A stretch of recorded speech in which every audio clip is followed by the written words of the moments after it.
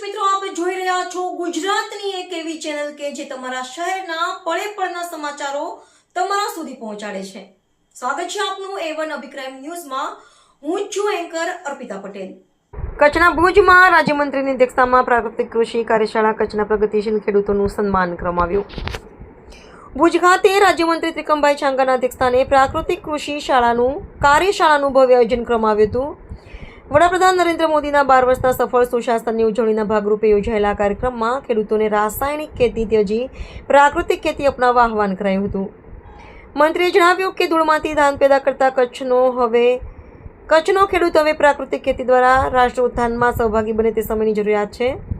સાંસદ વિનોદ ચાવડાએ માહિતી આપી કે કચ્છના પર હજારો ખેડૂતો અત્યારે અભિયાનમાં જોડાઈ ચૂક્યા છે, જે પર્યાવરણ કૃષિ ક્ષેત્રે ઉત્કૃષ્ટ કાર્ય કરનારા પ્રગતિશીલ ખેડૂતોને આત્મા ફાર્મર એવોર્ડ આપી સન્માનિત કરવામાં આવ્યા હતા.